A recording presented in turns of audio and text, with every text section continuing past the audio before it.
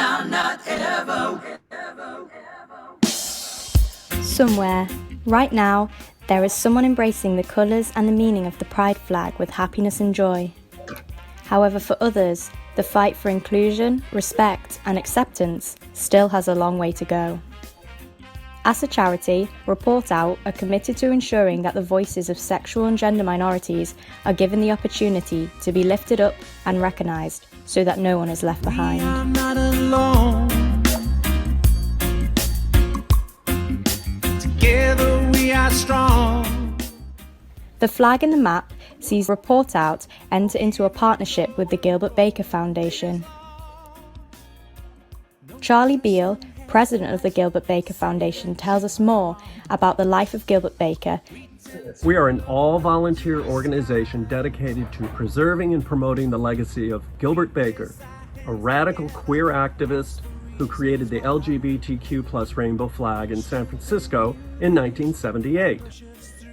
And we are extremely proud and excited to be collaborating with Report Out and the Sexual Orientation and Gender Initiative on a new project called Flag in the Map.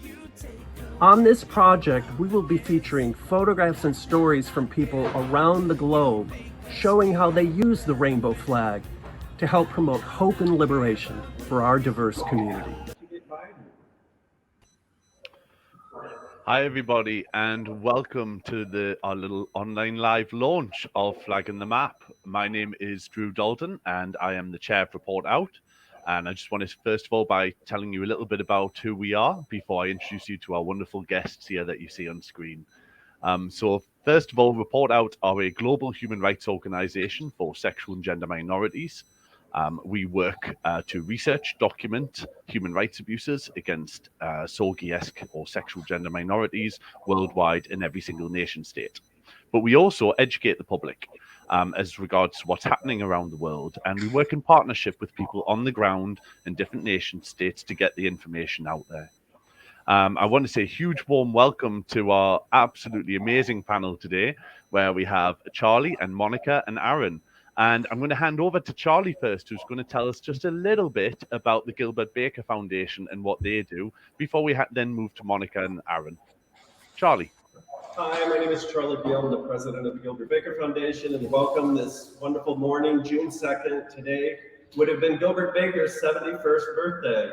And we have another 71-year-old. Here was born Monica Helms, who is they're kind of the yin and the yang of pride flags, I think. And Monica was very wonderful to come up from Atlanta and join us. Anyway, Gilbert Baker, created the rainbow flag with a group of 30 radical activist volunteers back in 1978 in San Francisco, and spent his life trying to make sure that this symbol grew and grew and grew and grew until it became the amazing beacon of hope that it is today to people all around the world.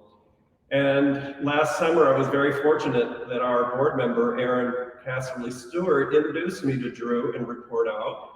And Drew had this great idea. Why don't we do a book? Why don't we do an exhibit? And he was using his connections with pride organizations all around the world.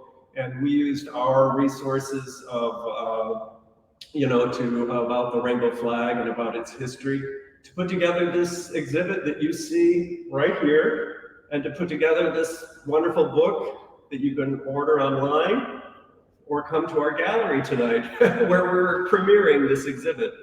And so, the foundation, we're an all-volunteer organization like Drew and Report Out, and we're here to continue the legacy of Gilbert Baker and make sure that this beacon of hope shines every day all around the world, and maybe encourages somebody who's afraid of, maybe who they are and afraid of stepping out of the closet, to encourage them to maybe take that first brave step out of the closet to the light of freedom. Brilliant. Thank you very much, Charley. Monica, could you tell us a little bit about yourself, please? Well, nice. Thank you very much, Drew, for allowing me to be here with you. And I did not start off making this flag like Gilbert did. He had a whole bunch of people looking forward to some symbol that he was going to create, whereas I just created this for myself. I didn't expect it to grow into what it has today. And I am very surprised that it's still being shown like it is. So, but I am very happy to be part of the Gilbert Baker Foundation because he exemplifies everything that I stand for as well. And so I'm going to be here to help them in this gallery. Brilliant. Thank you very much. If anyone can hear any echoes, and you may see in the background here a slight preview of what's happening over there across the pond in the USA. So we'll show you a sneak preview of that soon. But next is Aaron. Aaron, could you introduce yourself, please? Hi, everyone. My name is Aaron Casserly Stewart. Originally from this town called Parsons, Kansas, which is where Gilbert Baker went to high school.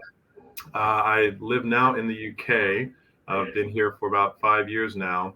But when I was living in Parsons 5 years ago, I had the honor of being elected city commissioner and mayor of Parsons, and had no clue as to the rich history that was associated with Gilbert and Parsons, which I'm ashamed to say. But a friend of mine named Les Hammett told me that Gilbert had graduated from Parsons High School in 1969.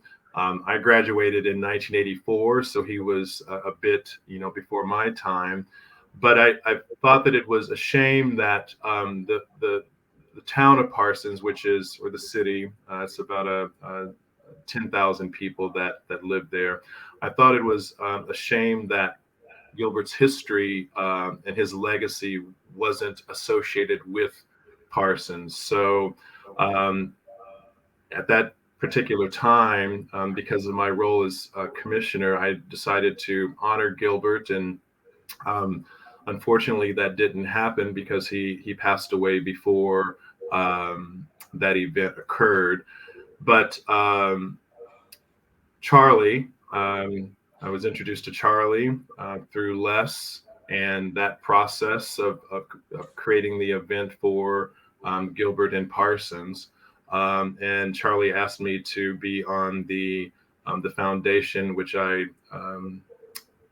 was delighted to be a part of. So that's my story. Thanks, Aaron. So we have this Flag in the Map project, and you may be all thinking, well, okay, so what is this? So I've got two questions, and I might jump in with a few points at some points, because being host, you don't get to answer your own questions, really, do you? So my first question is, how did this all begin, and what is this project? And I'm going to start with Charley. What's this about? Well, this really is an educational project to help to remind and amplify to people the importance of the rainbow flag, not just in big cities like New York or London or San Francisco, where, we've been having pride parades for 50 years. And we've had, the gay rights ordinance that was passed in the late 80s in New York. And now, of course, we have gay marriage here in the United States. But really to remind people that there's still a lot of work to be done, especially in countries where it is illegal to be a sexual or gender minority, where you can be harassed, beaten, jailed, and sometimes people even suffer death as a result of merely coming out of the closet.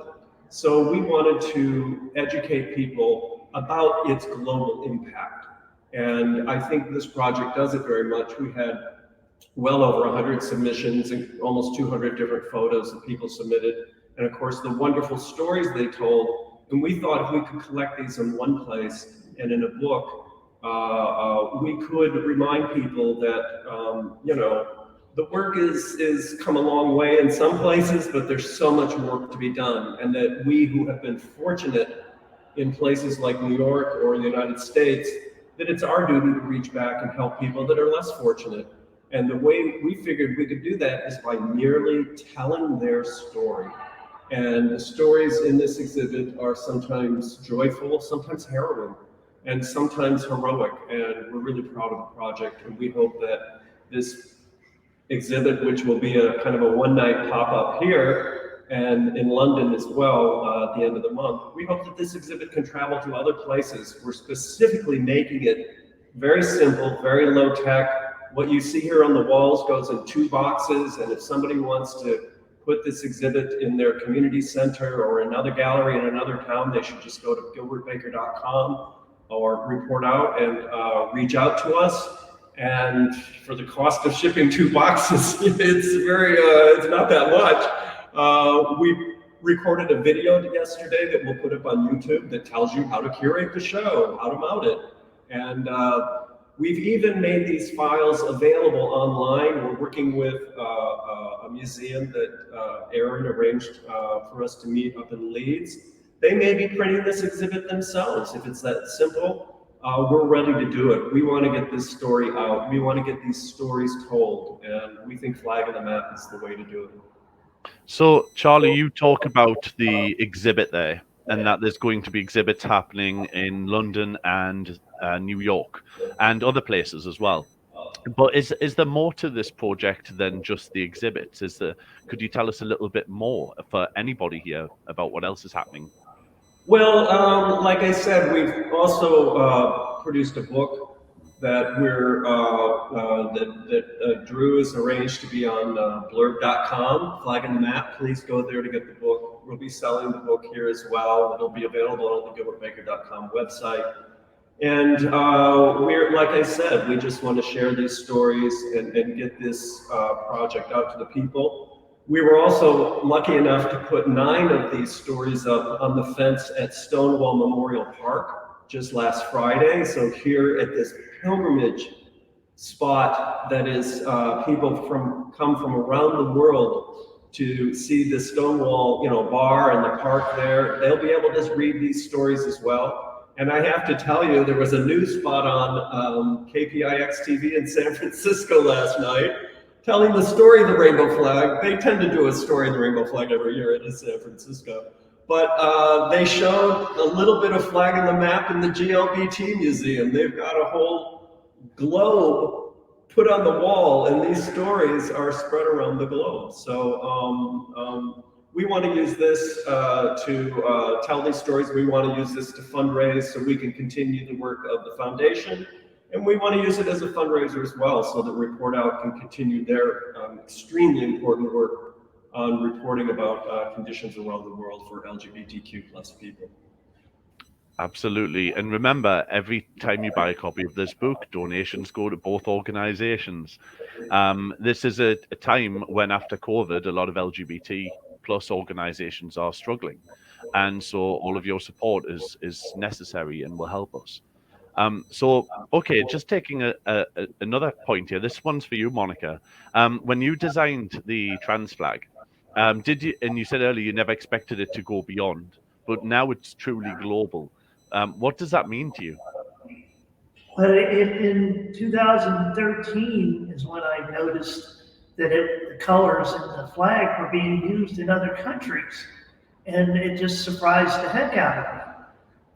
I still had the original one, so I figured I needed to find a good place to have it preserved, and so I decided to start at the top, and I contacted the Smithsonian, and they were just starting to collect LGBTQ items, and so they were interested in the flag, and they were interested in my history because I was in the Navy, served on 2 submarines, and so everything about me and the flag they wanted to know about. So in 2014, I donated the original one to the Smithsonian, and in 2016, the original flag was shown at the White House during their Pride Month.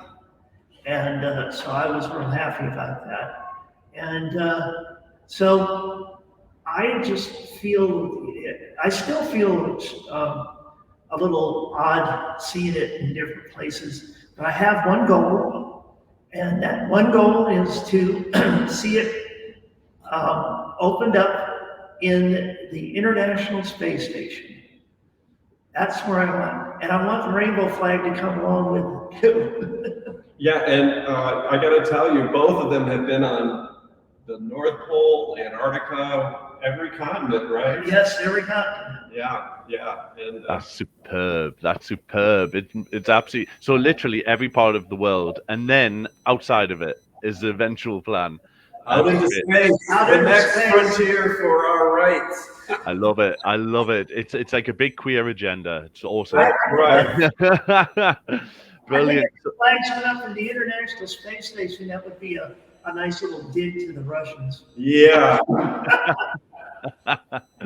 So okay then. So tell me what about putting this project together, because we've all worked together on this. We've worked together to put together the exhibition and the book, and to really educate people on what our flags look like across the world and what that means to them. What's been your favorite part about working together on this project with Gilbert Baker Foundation and Report Out? And Aaron, I'm going to start with you. What's been your favorite part of this process?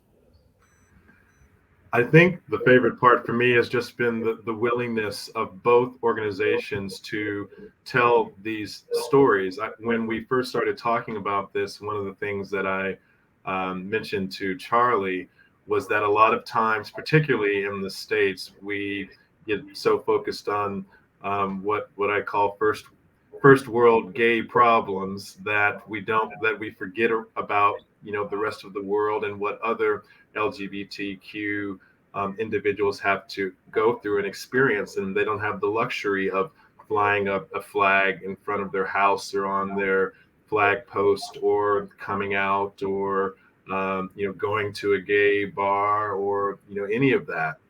So I think it's really important to showcase what other LGBTQ individuals have to go through and experience that we take for granted, as Charley mentioned. So I think just for the foundation, for the Gilbert Baker Foundation, to take that charge on is just amazing. And I just personally publicly want to thank Charley for taking it on and agreeing to do this project, because I think it's just great. Brilliant. Thank you. And Charley and Monica, what about you? What's been your favorite part of all of this? Well, my favorite part is coming back to New York City and being with Charley. I never met him before face to face, but it was great to meet him and his husband. And so I'm just enjoying this part of it. But it's seeing all these wonderful pictures. I find it amazing. And it definitely emphasizes the fact that more needs to be done in other parts of the world. So that's why this project exists. Yeah, and that's right. And it was great. And Monica and I first started talking back in Stonewall 50 series, Stonewall 50, a couple of years ago. And we have been working on the phone, Zoom meetings. I asked her to join the board, so it was so great to be able to get her to come up here and finally meet in person. It's been wonderful. And for me, actually, the part I really, really enjoy is working with the collaborators. With Drew, going through Zoom meetings and looking at all the different submissions and looking at book designs. And I work in film and television. I'm an art director during the day, my day job.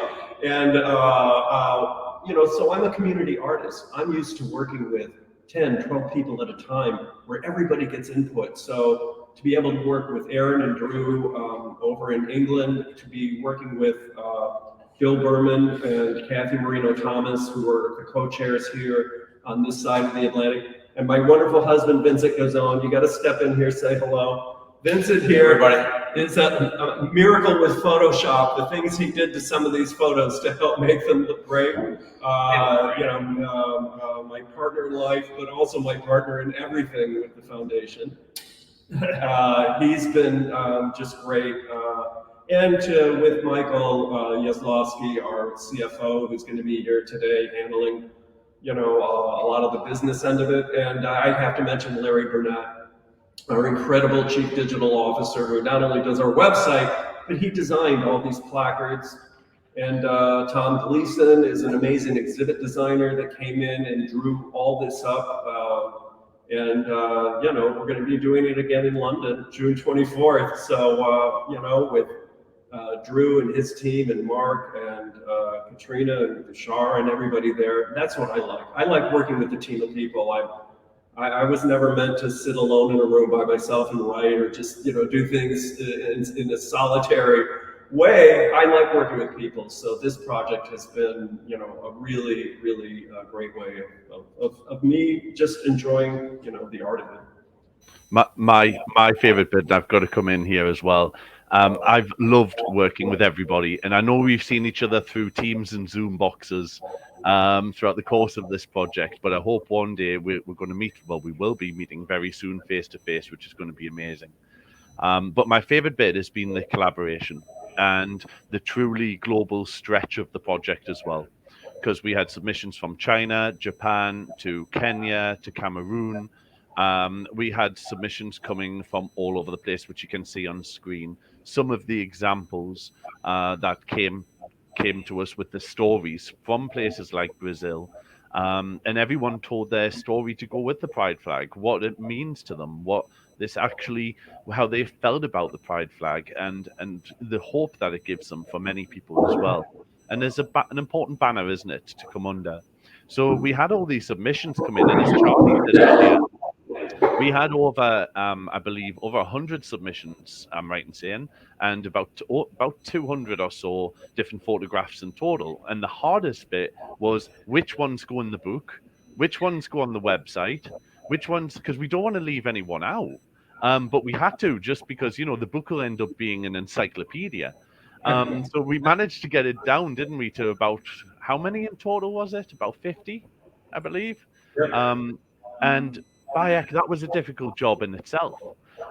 So we've got all these beautiful stories, and for anyone who's thinking they're now watching this going, but my photograph's not in that book, I submitted one, but don't worry is the answer. Later this year, they'll be appearing on a website. They'll all be up there. Your submissions will, and your stories will be there. So nobody is left behind. But my other big thing about this was the amazing volunteers who've worked behind the scenes in many ways here. So I want to give a huge shout out to Mark Brown, who has worked very hard in securing us a venue in London, and to Sarah, who's been an absolute gem in arranging everything in terms of contacting everyone. And also to Izzy and Katrina, who've done all of the kind of IT help behind the background, the social media stuff. We're all volunteer-led organizations predominantly. And without the strength of volunteers, we would get nowhere. And so to have their contributions has just been something else. It really has. So, as you probably know, if you're just tuning in, then we have created a book and an exhibit. So I would like to hand over to Charley. Charley, could we have a little guided tour of the space? I'm going to give you a guided tour. I'm going to pick up, this is a laptop here, and I'm going to walk you around the room. Brilliant. And basically, so I'll try not to go too fast so it doesn't get too woozy. We start out with the foreword to the book, which was written by Dustin Lance Black, the screenwriter who wrote the movie Milk, resident of London. And he wrote a wonderful story about going up to this old warehouse in San Francisco where Gilbert was recreating flags for the movie Milk. And that's a photo of him there. And also we have a couple statements by both the foundation and Report Out, just telling about what our missions are and what we do. And then getting into the exhibit, we've broken up the exhibit into about 5 different chapters. And we decided that we would like to show the places, where people show just the flag in situations like Washington, D.C., when they lit up the White House. This beautiful shot by Izzy of a rainbow flag and a Catholic church, and about the contrast of the church and the flag, and a beautiful story he tells. And then there's this great photo here from Zimbabwe where they fly the rainbow flag next to the national flag, which I think is just fantastic. Stephen Sunday is a great supporter who worked with Gilbert Baker on the 1.25 mile flag down in Key West. And he actually got the city of West Palm Beach to be the second city in the country to fly the rainbow flag all year round. And he tells this story about it and talks about, how hard it was back in the 80s with the, AIDS epidemic when things were not so good. So a great story by Stephen. And Danny Nicoletta, some people may know him. Danny was Harvey Milk's photographer. So Harvey Milk, the great politician who was in San Francisco, and it was Harvey Milk who asked Gilbert Baker to come up with a new symbol for our movement. And Gilbert, chose a flag and chose the rainbow flag. Danny still takes amazing photos. This photo from where he lives up in Oregon in Grants Pass. And a beautiful photo here. Sorry, a little crooked there, by Connor Weiss. That's the Stonewall Memorial Park where our placards are up right now. The beautiful shot in the winter and that Soul flag. Is this Gilbert Gallery? And then we have, excuse me, we have like delivery coming in. We have celebrations here, and this is another chapter. And we have from Germany, you can see our great drag queens and drag kings, the Channel Islands with their giant rainbow flag. Sarasota. Sorry guys, we're having a little delivery here. Sarasota, Florida, where they finally got to march the rainbow flag across the Ringling Brothers Bridge. And here's Bill Berman. He's actually on our board, took this amazing photo during a Pride celebration in New York. This gorgeous photo here from the United Kingdom, from the Channel Islands, and just showing how, people use their Pride flag and these huge Pride flag during the marches every year. Germany here, a great celebration. Down here we have Sweden. And here, Jenny Westgate talks about not only the Pride flag, but other great flags that are part of our community. And Malta here, one of my very favorites, that's just amazing photograph of, they take this Pride flag every year out to this beach in Malta to, to help celebrate our liberation. And then one of my very, very favorite chapters in the gallery is called Families and Friends. And I thought that was important to put that right here by the front door so people can understand, that we build our own families, and sometimes our friends are our families. And we have a wonderful story here by Pritpal. Here you have the intersection of a bisexual man and his Sikh faith that he talks about.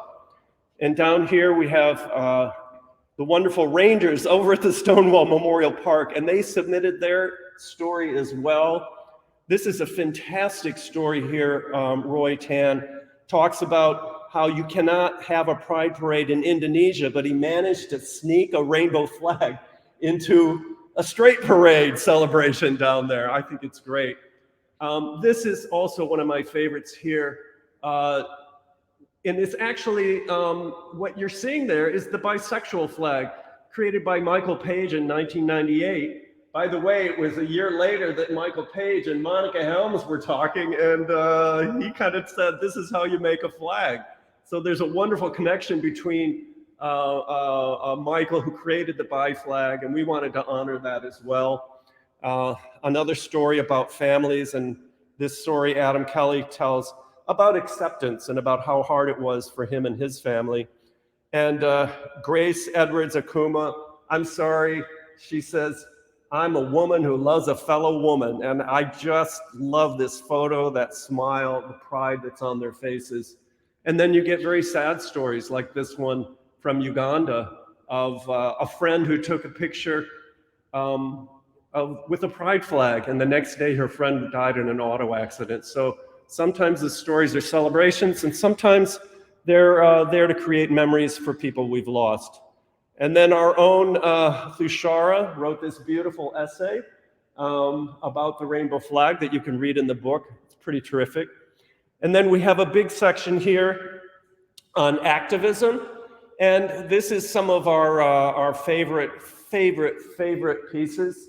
And I'm going to start over here with this photo from Shanghai. These kids went out in the morning on their bicycles to get this shot, defying their authorities, risking arrest to get this photograph. And they sent it to us. And I have to tell you, it is my personal favorite. Our great Donna Aceto a photographer here in New York, who took this wonderful protest of Gays Against Guns. That's a banner that Gilbert Baker made for the Gays Against Guns group that he was working with after the Pulse nightclub shooting. So Gilbert did not just flags, he did a lot of banners. And Monica's favorite here, Tanya here, is with a giant trans flag. And she talks about how trans people aren't going to sit on the back bench anymore, and they're really out and proud. It's a fantastic story. Okay, and then I don't think anything would be correct if we didn't have a story from the Ukraine, which Steve Taylor from Europride told us about this photograph, which is they took a drone and they flew that rainbow flag up in front of this old Soviet-era statue, and they used another drone to take the picture. So this is not Photoshop, and this is actually, a story about what it's like to be in Ukraine, and where one of the people there says, I was interrogated by the Russians. They took my phone. They took my passwords. They tried to get me to inform on the other activists. I refused to cooperate and went into hiding. So, the bravery that it took for them to do that is incredible. This wonderful piece by Ron Berkeley talking, and he's here with Amber Heights' amazing Philadelphia More Colors flag. Amber is somebody who did a live stream with us last year with Monica on a different exhibit. And Rob talks about how black men loving black men is the revolutionary act. I love this story, and I love that flag. It's really pretty terrific. Mick Hicks, who took a piece of the Mylong rainbow flag from New York in 1994 and smuggled it into Cuba, where they brought it out at night because that was the only time it was safe to do it. And these wonderful people in Japan who wrapped a truck with the colors of the original rainbow flag. A world-famous calligrapher created this artwork, and they drove this truck all around Japan. And this act has resulted in the first LGBTQ rights ordinance to be passed in Japan just this past year. So there's effective activism, and there's people using the flag to help other people. Again, Steve Taylor at Europride with a piece of Gilbert's flag out in front of the Hungary parliament protesting anti-LGBTQ laws that are trying to pass in Hungary. And here, one of my very favorites. This was our friend Moses, who I'm in frequent contact with, organized the first Pride Parade in the Kakuma refugee camp in Kenya. This is the largest refugee camp in the world. There's over 200,000 people there. And they were brave enough to have a pride march with, a couple dozen people back in 2018. Many of them were attacked. Their flags were taken and confiscated. And, they still are having a terrible time there. We send them donations when we can. And Moses has actually organized something called Freedom House, where they're housing people who are not safe in this refugee camp. It's a really an incredible, brave act that he's done. And then the last chapter I'm going to show you is called Portraits of Pride. And these are the personal stories. These are the stories of individuals who have done things like LaFon George. And I believe LaFon, I think I saw his name on this live cast that we're doing now. LaFon, thank you for your beautiful photograph, and thank you for being part of this project. Euclides took this picture up in Iceland because it was the only rainbow flag he could find because of COVID. All the gay bars were shut down, so he had his sister take this beautiful photograph. And Zeli here in Ethiopia talking about what a sense of community she feels when she sees the pride flag. And here's this guy, Drew Dalton. Thank you, Drew, for your amazing submission that was taken in Portugal when he saw an activist run out in front of a Catholic church and unveil a pride flag in defiance of the Catholic Church's discrimination against our community. Well, what can I say? It's a fabulous photo. And he said he submitted it because it's a fabulous photo. He says, I raise it higher until they get it. He keeps raising this flag from Ethiopia. I just love that. And here's in the United Kingdom, Andy Train, just wearing his rainbow colors. This guy's an activist in Hull, England, who, you know, you can see he's showing his colors, working year in and year out, volunteering. This is the amazing Jaylene Quiles. She's a trans activist who I work with frequently in New Mexico. She carries her pride flag all around New Mexico and photographs it at historic places. And then here's Christina Garina. I think Christina is part of Europride, you know, showing this flag. She unfurled in Latvia just to make sure people could see, you know, the rainbow flag there. Just a beautiful, beautiful photograph. And this beautiful submission from Bangladesh, where, you know, it's you know, a country where it's very hard for them to be public like this. It's very, very brave coming out and taking this great photo. And this is just a favorite of everybody. We put it on the cover of a book.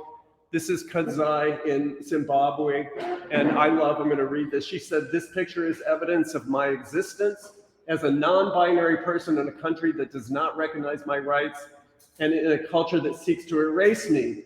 And she says she loves the rainbow flag because it represents the joy that comes after a rainy day, the rainbow, you know, and I'm sorry, just the look on her face, it really makes me feel proud.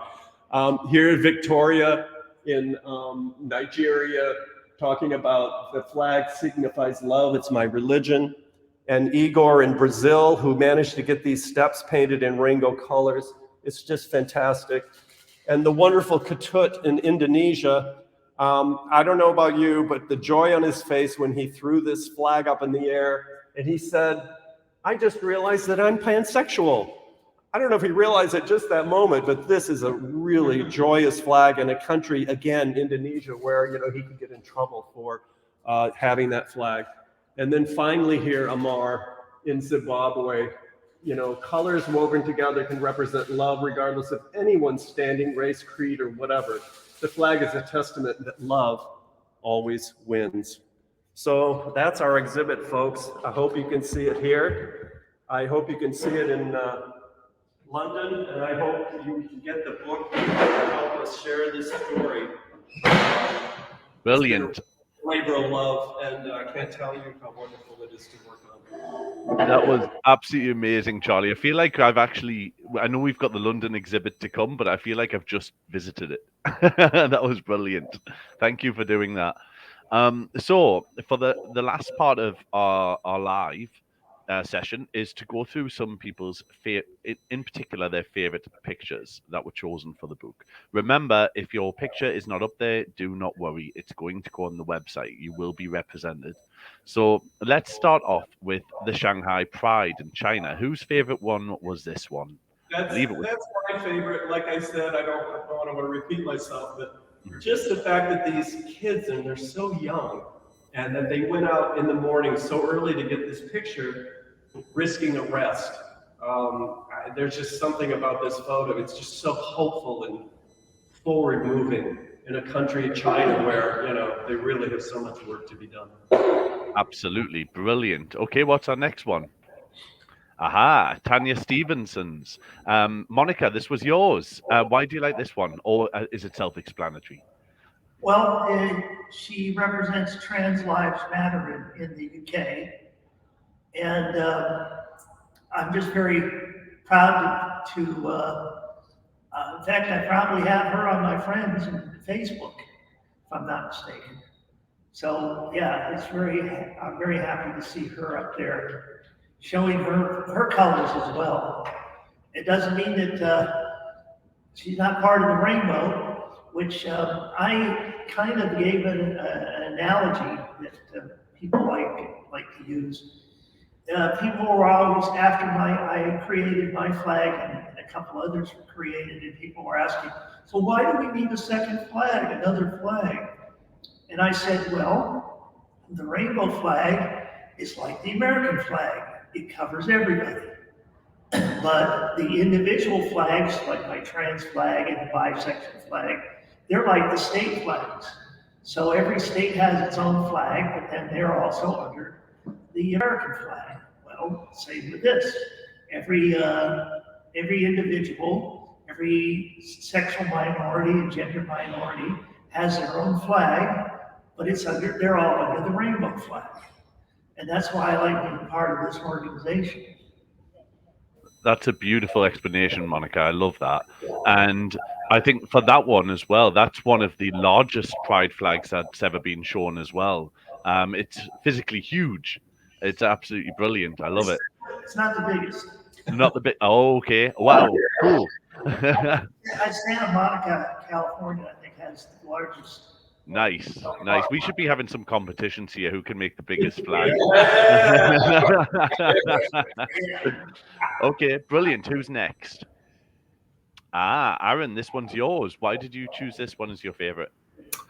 I think just the sheer bravery that it took for these refugees to organize this pride event in the refugee camp, and they were spat at, they were mocked, they were made fun of.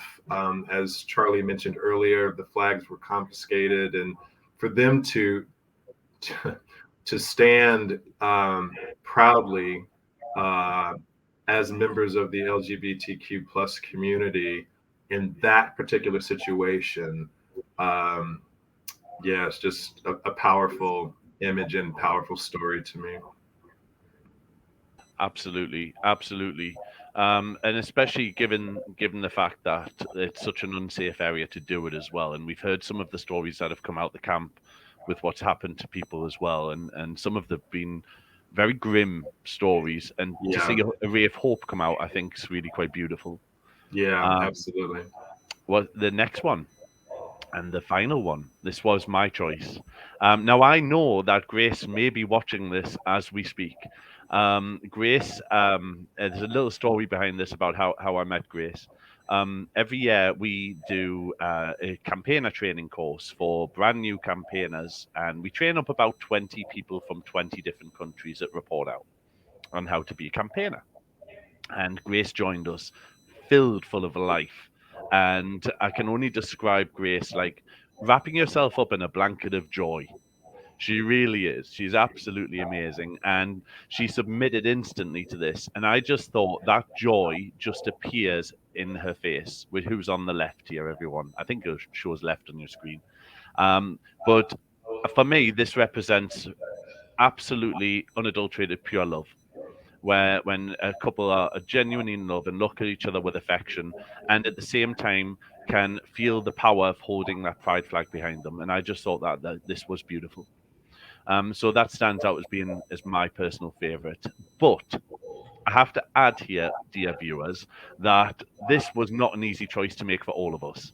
We all have our personal favorites, but to be honest, it was difficult enough just finding enough to put in the book to do that. But this was to choose your favorite out of hundreds of beautiful photographs is an impossible task, really.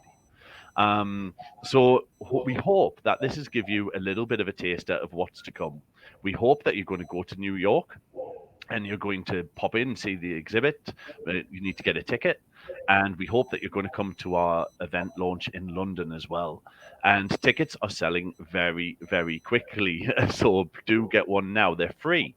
You don't have to pay for anything. Just turn up on the night and come and say hi.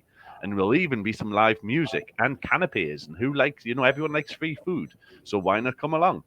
So I want to, at this point, say a huge thank you to Aaron, to Monica, and to Charley, to all the volunteers, and to Vincent.